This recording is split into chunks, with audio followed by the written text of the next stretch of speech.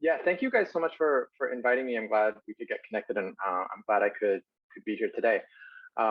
Like Maya said, my name is Daniel Need. I'm a clinical psychologist over in Maui, and wanted to kind of talk today about setting up or kind of the theory or the ideas behind integrated care and what that can look like in a primary care setting. It covers a very wide variety of things and a very kind of wide variety of possible services, all of which we could potentially use kind of to meet the needs of our patients. So to give you a little bit of background on myself, like Maya said, I am a licensed psychologist. I'm the integrated health director at Malama Ikeola, which is an FQHC over on Maui. So our department covers behavioral health, behavioral medicine, substance use, nutrition, and Dr. Stevens actually just joined us part-time as a consulting psychiatrist. So we've kind of been doing the integrated, different stages of integrated work since I've been here over the past 5 years. And it's kind of moved and shifted as we've seen the moves and needs in our community shift. And so kind of that's what I wanted to talk a little bit about today was kind of how integrated care can fit into lots of different types of primary care settings, again, all depending on kind of what the needs are. So wanted to talk kind of first about integrated care, why it's important, how it compares to what we consider kind of usual care, right? Which is kind of identifying a patient that needs services, referring them to another provider in another place, and how integrating care provides not only a different type of care, but generally a more effective type of care. Talk some about kind of different models of integrated care and the different degrees of integrated care that exist.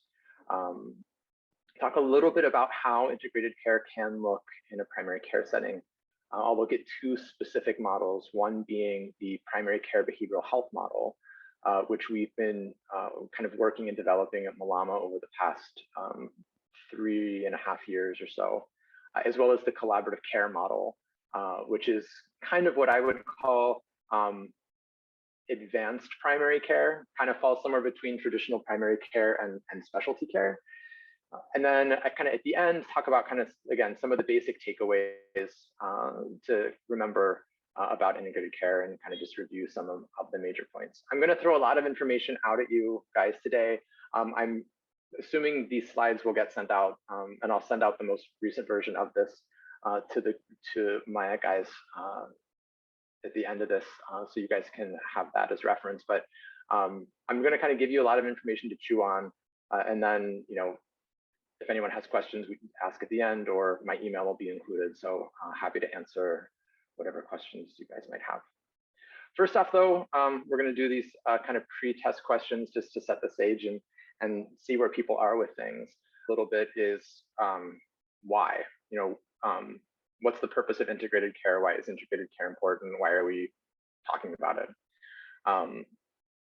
One of the reasons is a lot of the things that come up in adult also come up in pediatrics, which is access to care, a number of providers, number of specialty providers, all of those sorts of things. And if we put that kind of specifically in a Hawaii context, we can know that starting out just baseline, Hawaii doesn't necessarily have the best access to mental health care for adults, which makes the accessibility of care for pediatrics that much harder as well. The need doesn't necessarily change, but if we have a limited number of providers, if we have a limited number of resources, what's the best way that we can make sure the people who really need that care are getting to the resources that we have? And also, how can we make sure we're using those resources in the best, most efficient way possible so we can make sure the most people possible can access those resources. Looking at Maui, when we were doing some of our research as well, a lot of the concerns that came up from the community health needs assessment that Kaiser did when they took over the hospital here, identified a lot of things that overlap with not only kind of community mental health, but were also more specific about youth mental health as well. which was kind of the general lack of services, social support, which you can imagine during COVID has gone down even more. The idea of kind of disconnected youth, and then the risk of suicide, which in Maui has not been going up, but I know on some of the neighbor islands has really been a significant increase and a significant topic because it's been much more common. A lot of times, or a lot of the ways that Hawaii is experiencing youth mental health are reflected in kind of the national statistics as well. So if we look kind of nationally, and this is from 2021, so pretty recently, they found of school-age children, 20% had some kind of mental, emotional development or behavioral diagnosis or disorder. So it's a significant number of kids are having some sort of behavioral health need. 1 in 3 high schoolers were reporting kind of symptoms of depression, kind of low mood, hopelessness, feeling sad kind of over time. And 16% of high schoolers had actually made a suicide plan in the previous 12 months. So kind of, a significant number of kids, if we are, think about just the number of patients that we might see in a given week or a given year, this kind of comes out to a lot of need, even if we're not necessarily seeing it. And then kind of going back to, if this is the situation, the bigger problem also becomes only 10% of those high schoolers were actually receiving treatment. So no surprise here, the need is far outweighing the availability of resources or the ability to connect people with resources. When we look at Hawaii, kind of, again, more specifically, and look at some of those numbers that tend to some of the things that tend to pop up in the pediatric population, we see, again, some pretty high numbers of things that we would want to address, we would want to make better. Things that go from kind of, what's a child's or what's a patient's social connection, social interaction. Here 17% experience some level of bullying on property, so that doesn't even count what goes on online. We again see kind of, 14, almost 15, kind of 15-ish% had experienced a major depressive episode in the year prior. And, almost a quarter of high schoolers were not getting 8 hours of sleep a night on school nights. So, all of these things, I think we could pretty easily say as healthcare providers, these are going to have significant impacts on kids' health, right? Physical health, emotional health, mental health. And as healthcare providers, what is it that we're able to do here, right? How do we address this mix of environmental, mood, physical factors, all of which are going to contribute not only to health outcomes currently, right, but also that are setting up kind of adult health for a lot of these patients? And what is that going to look like for them? How can we kind of address some of these things now preventively so that they don't become larger problems in the future? We also already see a lot of kids that are coming in with some sort of behavioral health, either question, diagnosis, problem, a lot of times identified by the parents or the teachers. And primary care tends to be the first place that people show up when something's going wrong with their health, right? They go see their PCP and say, here's what's going on, what do we do here, right? Most of my experience is in adult medicine. And I certainly know that what adult primary care providers are asked to do in a 20-minute visit far exceeds not only what the limits of time space allow, but especially when it comes to behavioral health, a lot of times exceeds the limits of what they were trained on. 2 weeks or even a month of a psychiatry clerkship 15 or 20 years ago is not necessarily setting you up for prescribing medications for someone who's showing symptoms of psychosis now. And pediatrics falls into that even more because so many behavioral health concerns tend to show up more in childhood, tend to be identified by the schools, by the parents, and then someone's in your office going, hey, what do we do? ADHD, I think, is a great example of that. So kind of looking at this, the symptoms of trauma, the symptoms of stress, and the symptoms of ADHD there are some things that are kind of unique to both of those diagnoses, and then there's a lot that overlap. And so someone comes in and says, hey, I think my kid has ADHD, and they're talking about they can't sit still, they're distracted, their grades aren't good, they're not sleeping well.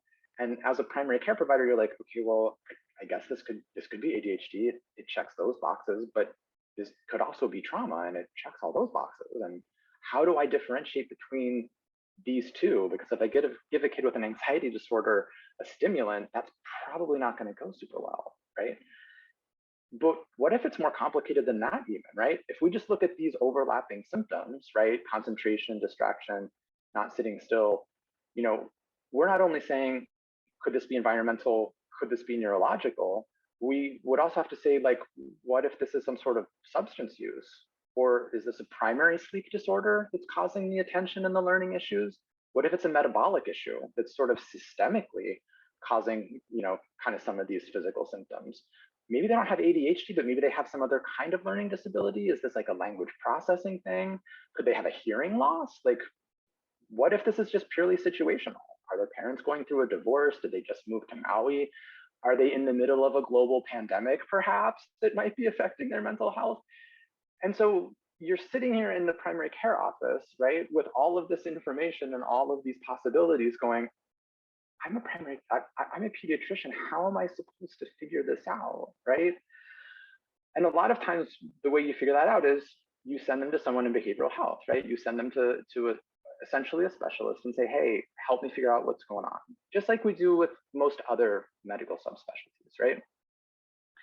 But again, if we go back to there are very few providers and there's a lot of need, how do we use those resources as best that we can, right? The question essentially is, how do we increase access to behavioral health care as a whole?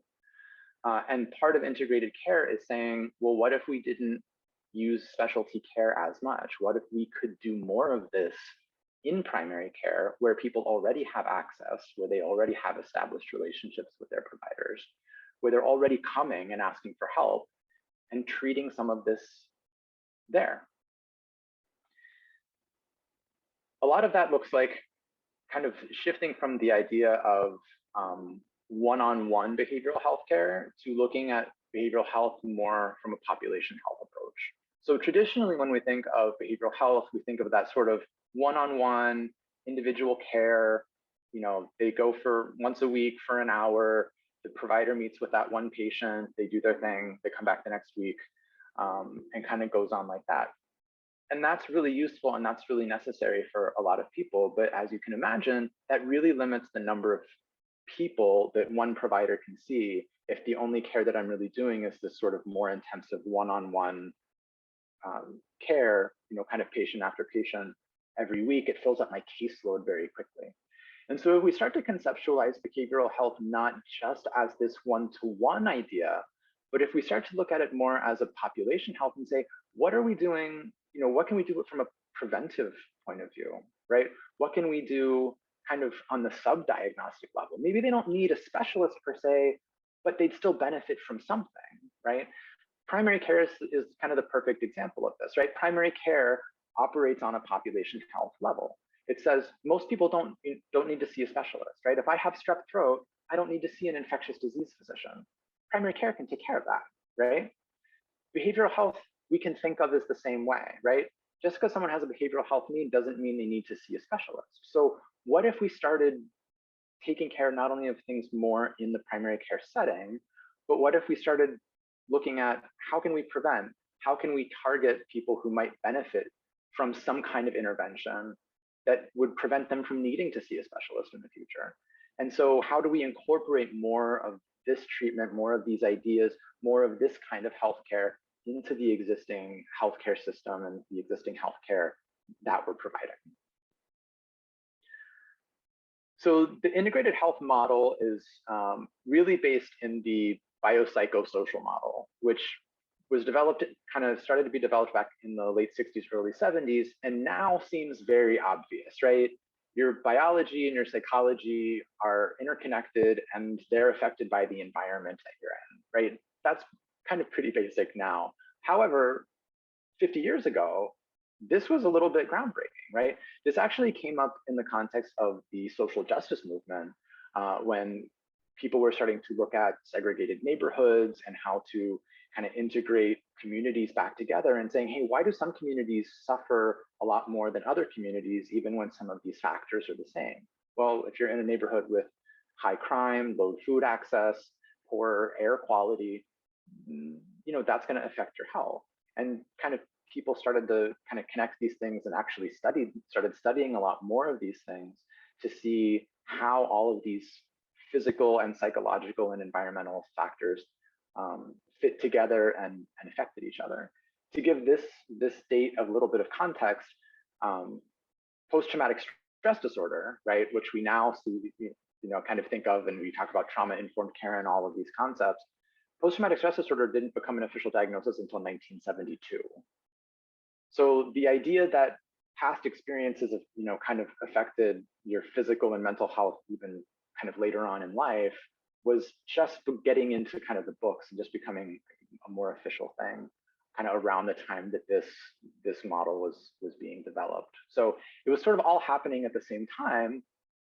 And as that kind of concept was taught more and studied more and used more, we've continued to sort of see, oh, hey, look at all the different ways that this starts to kind of the ways that things interact that we never even realized. The other reason that integrated care is really important is because the primary care system is kind of the mental health system already. Again, most people, at least in adult medicine, most people get their psychiatric medication from their primary care provider. I think it's about 60% of people, get some sort of psychotropic from their primary care provider, not from a psychiatrist or a psychiatric nurse practitioner. So this is where the patients already are, right? We're already seeing these patients. They're already here. It makes a little bit more sense to treat them where they are, where they're asking for help, than to try to get them to another place and kind of put more steps or potentially more barriers between the patient and their care. We also know that most referrals in adult and in pediatrics tend not to actually happen. People don't show up, or they show up for that first session and that's it. There's a lot of different reasons for that. Some of that is the stigma that comes along with mental health and with seeing a mental health provider, or going to the mental health center, right, or similar. It's a new place, it's a different place, it's a different provider, and people are a little reluctant, right? Especially if they're having to go in and talk about all their business. They might not want to do that. And so people tend to kind of not follow through on those referrals, which generally means they end up back in the primary care provider's office. And then patient preference, right? A lot of times patients come to see their primary care provider because they know their primary care provider, they trust their primary care provider knows them. So if we go back to this idea that your mental health, your physical health, all of these things interact, a lot of times the person who's best suited to do a lot of these interventions or to start initiating treatment is the primary care provider, because they know the patient the best. And so we can use that relationship, we can use that existing knowledge that the primary care provider has to get a better understanding of what's going on with the patient and therefore provide better, more effective treatment. We also know that there's a high level of psychiatric and medical comorbidities. That's especially true in adult patients, but in peds as well. A lot of people that are having a lot of physical or somatic symptoms may also be having a lot of anxiety or other things going on. So again, it's already in the office. You're already having to kind of treat both, even if you don't realize it. What if we could just do that better? And then we also want to, again, look at the implications here for, when these things are showing up. When is it trauma, or is it ADHD, or is it learning disability? Like all of these things, what if we could get a better diagnosis right off the bat? What if we could get a better treatment plan going that was more effective, that people stuck with more easily? What if we could refer fewer people out to those very limited resources because we had a better understanding of what was in front of us, and we realized, oh, hey, we can actually do a lot right here in primary care first and see if they do really need a specialist. So it kind of hits on all of these different levels, not only from the patient side, but also from the provider standpoint, and then also from kind of a systems and healthcare systems utilization standpoint. So I've used this term integrated care 100 times now. What exactly is it that I'm talking about? What is integrated care kind of when we really look at it? Integrated care can, again, look like a lot of things, right? It's a kind of a big umbrella term. It just means we're addressing physical and mental health or physical and behavioral health at the same time. And so this can kind of be, I think, a helpful quadrant or a helpful graph to sort of understand how behavioral health and physical health, again, are already showing up in the same places. When we think about traditional behavioral health, we're kind of thinking of that, a lot of times, that quadrant 2, right, square that's kind of in the upper left corner. There's a high behavioral health need and generally a lower physical health need, right? And so that's where we see things like specialty mental health, therapists, psychologists, counselors, those sorts of things, referrals to psychiatry, inpatient psychiatry, where the focus really is just on the mental health aspect, right? And then we do a lot of sort of the physical health stuff, which is that lower right quadrant, which is, inpatient medicine, cancers, major surgeries, things like that. And then sometimes we see the sort of high behavioral health, high physical health part where there's sort of a lot of both going on, which could be inpatient medicine or psychiatry, but we see a lot too with like hospice, end of life things, the emergency department, people coming in with either a primary psychiatric issue or a primary medical issue that, obviously is affecting how they're feeling in that moment. And what we don't kind of think about or see as much is what's down here in quadrant 1, right? Which is where there's a lower behavioral health severity and a lower physical health need, but there's still some of each, right? And this is where integrated primary care can really, again, take a much larger role. Because if we think of this from a purely physical health standpoint, right, most patients get their care in primary care because most patients only need primary care. And so behavioral health can fit into that as well, because there's a lot of people that have a behavioral health need, but may not have a super high behavioral health need. And this is where, integrated primary care fits, very pretty well and is able to be managed in primary care because you're not talking about a high need, high risk behavioral health thing going on. You're talking about a behavioral health need that is kind of, maybe mild to moderate that would benefit from intervention, but again, doesn't kind of get to the level of needing specialty care.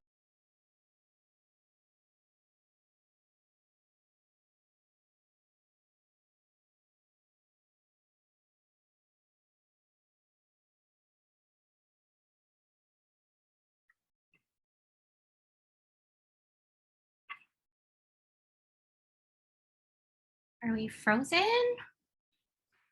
I was just wondering the same. I was like, oh, I hope it's not like battery crapping out or anything. Wonder if No, it's not us. I think maybe Dr. Need froze, huh? Daniel might have had a connection problem. I'm assuming he'll be back in a moment. There he is. He looks like he's back. Yay! In movement. Great. That was quick. Okay, let me. Oh, there. He's still co-host. Okay. Hi, Dr. Right. Need. I think you cut out for about a minute or so. I don't know if you were maybe talking or presenting to yourself for 30 seconds.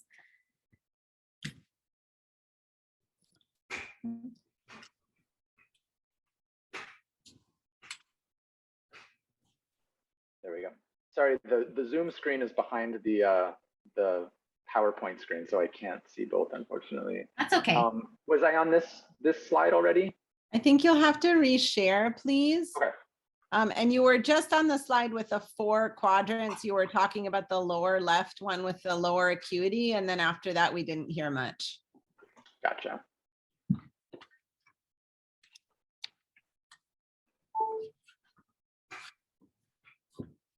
We were there, yeah? Yeah, Perfect. exactly. All right.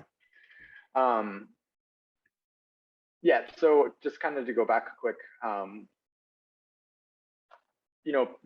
this sort of lower behavioral health need, lower physical health need is exactly what primary care is, right? If we think of it from kind of just the medical side, primary care is that, someone has a need, but it's something that doesn't require, a specialist or hospitalization. It's sort of that place where most people get their care because most people have something go on, but it's not something super severe. And we can think of behavioral health as being the same way, right? People have behavioral health needs all the time, but it doesn't always require the level of care that a specialist would need to take care of. And therefore, we can address a lot of those things in the primary care setting. So primary care as sort of like a more formal definition, we can think of as sort of the medical team and the behavioral health team or behavioral health provider working in tandem or working together in some way. And again, there are different iterations of what this can look like. But the idea is that instead of sort of the traditional primary care specialist model that we generally use with medical specialties and behavioral health, where we kind of have two different providers doing two different things and maybe communicating back and forth. This is a much more sort of systemic working together, exchanging of information, treating kind of the patient as a whole at once, as one team. And so we're looking at sort of this whole-centered approach that therefore is going to take into account not only the traditional kind of mental health, mood, substance use things that we would think of when we think of kind of traditional behavioral health, but we're also going to think about, health behaviors, right? Diet, exercise, sleep hygiene, stress management, study skills, parenting skills. We're going to think about how are people managing, or how are patients managing life stressors, right? Moves, changes of schools, divorces, new siblings, the general normal things that happen in life that are probably going to have an impact on how they're feeling or how they're functioning. We can provide that support. We can look at the somatic, the physical manifestations of stress. So headaches, stomach aches, the things that tend to, not be maybe a traditional symptom of anxiety that we would think about, like the excessive worrying or things, but that are more physical, but still would need to be treated behaviorally. And then also kind of go back to how are patients using the healthcare system? How are we educating and empowering patients to be able to self-manage better, or identify resources better, that they're not dependent on coming to their primary care provider for everything or going to the ED for everything. We want them to be able to use the healthcare system in the best way possible, because that gives them the best care possible. So this is sort of a little bit of where we start to see a difference between kind of specialty behavioral health and that kind of traditional model. And we start to see the sort of primary care behavioral health, or the integrated behavioral health, where we're not just looking at mood and substance use, but we're also starting to look at medical disorders and physical symptoms and disease management and kind of that overlap. So again, kind of this idea of primary care integration existing on a continuum, we can see kind of it can go from a very minimal amount of connection and collaboration to what we would consider kind of full integration or full collaboration. So if we go kind of over to the left in the blue on level 1, minimal collaboration, this is our kind of the traditional way that behavioral health has generally been provided to patients. It's that siloed care, right? Medicine is here, behavioral health is here, substance use is here. It's 3 different providers with 3 different medical records, 3 different schedules, 3 different treatment plans. Maybe they talk to each other, but you're really talking about kind of splitting a patient's care among different providers doing different things who all have different specialties. As we start to get kind of towards the middle, there might be sort of more formal collaborations, business agreements. Maybe there's an official kind of referral workflow that gets patients, from one provider to the other provider in a more systemic, guided way, but still looking at really 2 different providers doing 2 different things, treating 2 different sets of diagnoses. As we get into level 3 and 4, we start to see kind of some more of this tandem treatment. We tend to see where the behavioral health and the medical services are on site, kind of maybe in the same building or on the same floor, maybe in the same office, but tend to still have kind of separate treatment plans, keeping separate schedules. They'll be sharing an EMR. There might be some kind of informal or kind of communication to help with referrals. And if I can see the EMR, kind of the medical stuff, that gives me a better background to know what the patient needs are, what's coming in. So there's kind of more of this exchange of information,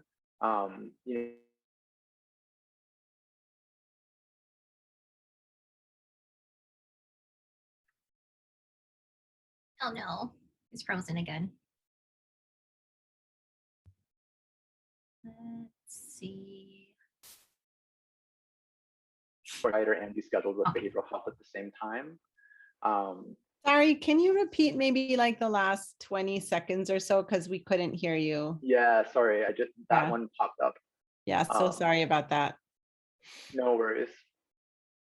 I was saying kind of the middle part is where you start to see more of, instead of kind of being in parallel, the systems are sort of overlapping a little bit more, but they're still pretty separate systems. So there's still separate schedules, you're still doing separate treatment plans, you're still treating kind of different diagnoses, but there's kind of more overlay of perhaps being in the same office, sharing the same EMR, kind of having a more formal relationship between the medical and the behavioral health providers.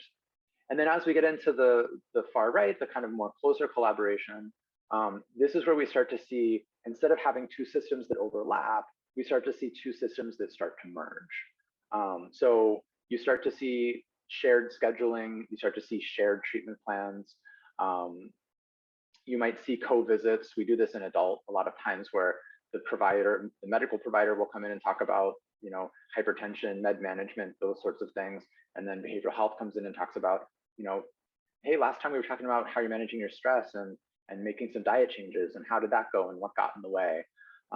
We start to really see where everyone's starting to treat the same set of diagnoses. Everyone's working off the same treatment plan. Everyone's really kind of treating the same patient for the same things for whatever it is they walked in the door with. And so that's kind of the more far end of kind of full integration.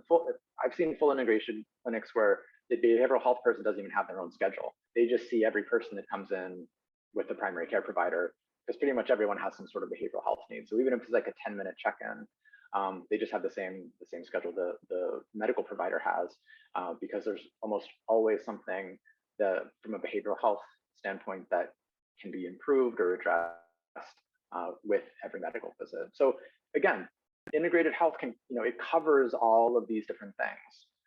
And a lot of that's going to depend on kind of what your resources are, what your needs are as a clinic, kind of what maybe limitations are of training or what providers are available. But again, it can look like all of these different things, which is kind of the cool thing about integrated care, because there's something that generally will fit for whatever the patient has a need for.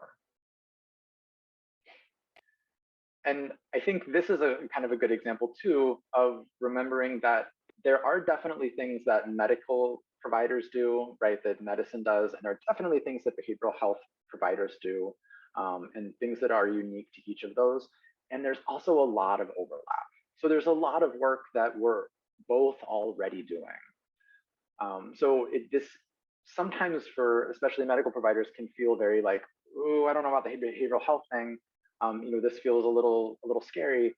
But you're really using a lot of the skills that you would need already, and you're really doing a lot of that kind of work already. We're just asking you to do it with a different diagnosis, really, or to ask different questions. But everyone's used to doing screens, everyone's used to doing HPIs, everyone's used to tracking treatment outcomes. This is all kind of the same stuff. We're just kind of looking at tracking a different type of diagnosis. And if we look at the research outcomes, this isn't just sort of like a nice thing that feels good. We do actually see that the research shows that the outcomes for this are better for patients and for providers. So satisfaction is better. Again, the healthcare utilization is better. There's generally a reduction in crisis calls, emergency department visits, because patients are being kind of managed better and empowered and given the skills that they need in primary care to keep them out of the ED. We also, again, kind of see improved access to care. Functioning improves a lot of times because we're focused a little bit more on functioning than we are on treating a diagnosis per se. And symptom improvement, right? And that covers everything from your traditional mood things like depression, anxiety, also the overlays that come with a lot of the things that we experience in life. How's your sleep? How's your energy? How's your concentration? Are you moving your body every day? All of those sorts of things, again, because they're being addressed in a way that's accessible to the patient in a place where the patient already is. And I know a lot of admin people kind of always like this part too, which is, am I back?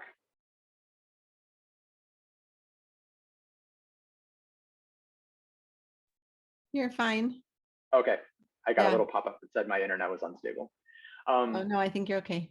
Cool. So a lot of these things also dovetail with, our UDS measures, with the primary care medical home model and certifications, with the quadruple aim. These are all things that we're already working on and trying to do and wanting to do. And this is just kind of dovetailing with all of those things. So it slots really well right into a lot of the work that we're already doing in primary care. This is just a different and a newer way to do it, to address some of the things that we do struggle a little bit more with in the primary care setting. This is also kind of one of the big studies that was done. This looked at depression remission over a 12-month period back in 2002. This was also in adults, but this was sort of what was called the impact study. And this was kind of one of the major groundbreaking studies that looked at integrated care. And what they found, you can see in the blue, they gave kind of care as usual for people who met diagnostic criteria for depression. Care as usual being medication and a referral to some sort of behavioral health provider. In the orange, which they call the collaborative care model, which I'll talk about here in a couple minutes, that was the amount of people who had depression remission at 12 months, who had this sort of primary care model of behavioral health. And it's pretty easy to see which one worked better. So kind of the idea that integrated care is maybe this sort of nice thing that would be like a perk. It's really starting to look like this might be more of a necessity. And the research, again, this is from almost, I guess, 20 years ago now. But the research that's come after this has really said the same things over and over again, which was that care as usual, even co-located care as usual, where you had someone that was in the office that just you referred your patients to that behavioral health person that was in the office to do care as usual. The effects are much lower than having a kind of a more integrated, coordinated type of care for behavioral health, people's behavioral health needs. So how does behavioral health Can work? I just do a quick time check? We have about 15 minutes left. Yes. Okay, Yeah. thanks. So how does this work? I'm going to give kind of two examples of what this can look like. So if we look at Molly, 12-year-old girl who presents in the office, history of headaches and stomach aches for about the past 8 months. She's got some sleep disruption, school disruption, says that she feels like crying all the time. Her mom says she's fine. She's just being spoiled because her dad and her grandparents let her get away with everything, right? So this is something that you might kind of recognize as being things that you see in your office. If we look at kind of, again, doing that biopsychosocial assessment, we're going to look at a lot of different factors that may be influencing how she's doing, how she's feeling, how she's functioning. And then we're going to also, again, kind of do the medical side of things and look at the things that may be indicating that this could be of a more physical and medical cause for some of these symptoms. But just from the presentation, we don't really know, which is which at this point, right? So one of the models that we can look at is one of the more integrated models, which is called the primary care behavioral health model. And this is the idea of treating behavioral health as primary care, right? So the idea of kind of whatever the PCP is treating is what the behavioral health person is treating. This is really kind of working right alongside with the medical providers in the pods, doing the same, kind of 15 to 20, maybe 30-minute sessions in the exam room to help either clarify diagnosis, maybe give some, some possible interventions to see if we can improve symptoms and functioning, and then reporting, back to the PCP for follow-up and see what may be necessary. Addressing the same things that a primary care provider would address, right? So we're still looking at kind of mood and affective concerns, but maybe not severe, more severe presentations, physical illnesses, health behavior changes, school and family challenges, as well as kind of health prevention, shots, safe sex, substance use, all that good stuff. I'll skip over this just for the essence of time. But this is kind of a quick and dirty comparison to see how that model compares with sort of your traditional mental health model. The main things that look different are working in the same office, in the same exam room, using the same chart, having shorter visits. And instead of functioning on kind of the resolution of a mental health concern, looking at how do we improve function? How do we help you kind of feel better? Is this something that is a mental health diagnosis, or is this something that we can kind of address here in the office that may just kind of be what life is throwing at you right now, and let's see if we can make that better. So this would be kind of, as a primary care behavioral health consultant, these are the kind of the things that I would look at in that first session, which is, is this stress related? Is this anxiety? What's going on at home? What's going on in life? Maybe Molly just started her period 8 months ago and she's freaking out. Maybe her parents are fighting a lot. Maybe she just moved schools, But if all of that's going on, how can we give her the skills that she needs to be able to manage that better? We could talk about sleep hygiene, right? Is how much is sleep contributing to some of the emotional lability and schoolwork issues? And then again, ask about kind of what environment's going on, how's school, how are your friends, what kind of connections do you have with people? Talk about some skills, talk about some things you can practice, follow up in 2 weeks, see what was better, what was worse, and see if there may be a need for referral at that point, or if we can kind of get some more information if things didn't get better and kind of go from there. The other model that we use a lot is called the collaborative care model. This is kind of what we would almost call like an advanced primary care, where you have a consulting psychiatrist who works kind of indirectly with the primary care provider and the patient, but coordinates mostly with like a behavioral health care manager or behavioral health provider. And the behavioral health provider provides a lot of that direct service, does symptom tracking, treatment planning, goes back and forth with the psychiatrist and the primary care provider as far as if there's, if symptoms are improving, do we need to try a different medication or different dosing? The goal of this, this model is that instead of the psychiatrist doing one-to-one visits, you can have a psychiatrist who can consult on perhaps 50 patients in a week, instead of, maybe only seeing 20 patients in a week. And so going back to this idea of access, we can use the psychiatrist and the primary care provider as the predominant medical providers, and then add in sort of the behavioral health support, because again, the patient knows their primary care provider, and if the primary care provider can provide a lot of that direct service, that's a lot of times what keeps the patient most engaged. And so this is sort of, again, a different configuration of incorporating primary care and behavioral health together, but also for something that may be, again, a little bit more intense than kind of your garden variety thing, but may not need that referral to specialty care that might be able to be managed in primary care with some additional support from a psychiatrist. This is kind of going through that model in a little bit more in detail, which again, I'm going to just skip over because of time, and what that might look like as far as the different roles of what people could look like in that model, and kind of get down. We've got 10 minutes left.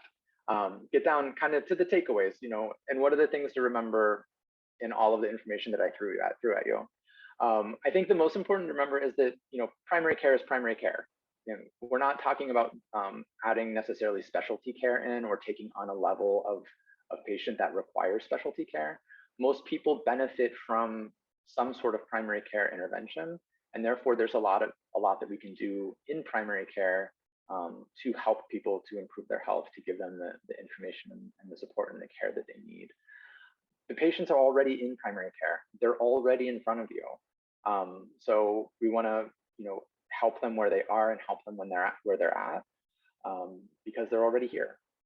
We also kind of want to remember, going back to primary care, is primary care. We don't necessarily need to pathologize normal life. If someone's parents are splitting up or they just switch schools, that's a normal stressor. Kids are going to have a normal stress reaction to that. We don't want to kind of stigmatize and say, oh, we need to get you a behavioral health person because you're not happy your parents are getting divorced. We can address those things and talk about those things and say, yeah, this is a normal part of life. It's really hard sometimes. And what can we do to help you get through that? And then to also remember, integration exists, on this continuum. So integration can look like lots of different things. It just depends on kind of what the needs are for your clinic, for your patients, and then figuring out how to kind of design a program that works and makes sense to meet that need.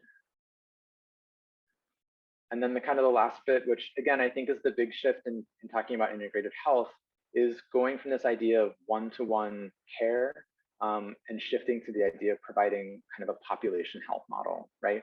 We're looking at making small changes in a lot of people, right? And opposed to trying to make big changes in people that might have more significant presentations.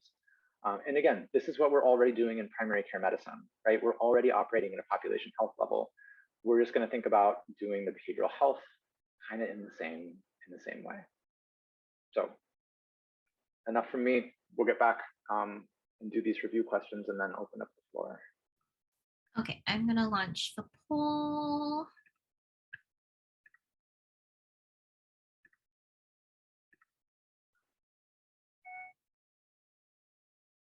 Okay, I'll give everyone about 30 seconds or so to put your answers in before we review the answers.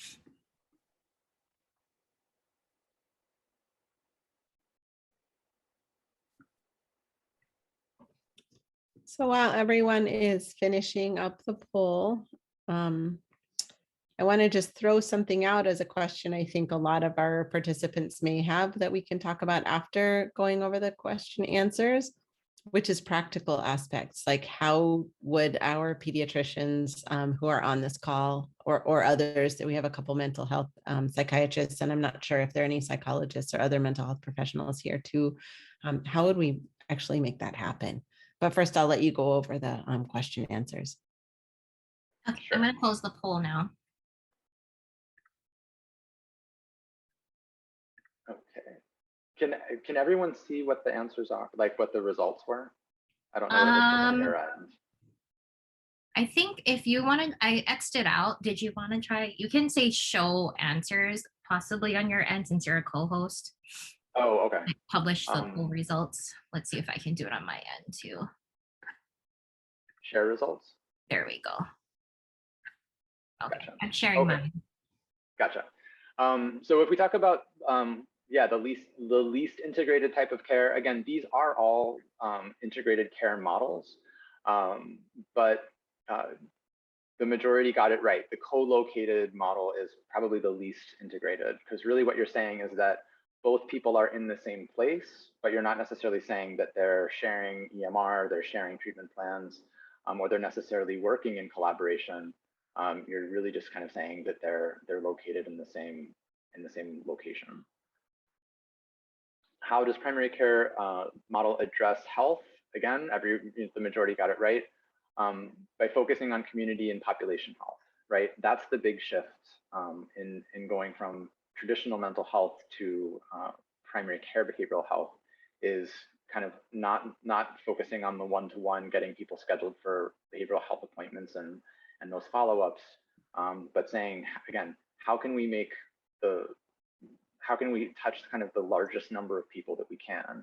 And a lot of times that's by not taking on the people who have the biggest need, but helping the most people that we can who might have a more mild to moderate need, and being able to see 10 or 12 people in a day instead of kind of the traditional 6 people in a day that a traditional behavioral health person might see. And then integrated health or integrated care models primarily focus on addressing comorbid mental illnesses that present in primary care. This one is actually false. The idea of primary care behavioral health is that we're not focusing on mental illness, we're focusing on what the patient need is. So if the patient need is managing their diabetes better because they're not taking their insulin correctly or they're not changing their diet, then that's what we focus on. If we're talking about grief, then we're talking about grief. If we're talking about I can't sleep well, maybe that's because of stress. Maybe that's because of all kinds of things. You'd be surprised how many people come up positive for depression.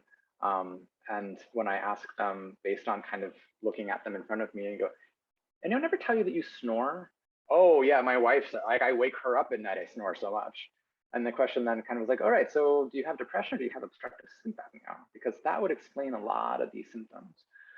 And so again, that's kind of the big shift with primary care behavioral health, is that we're not focused just on mental health. We're focused on that whole patient, whole person care, some of it which will be mental health and behavioral health, but some of which will also be, managing physical health as well.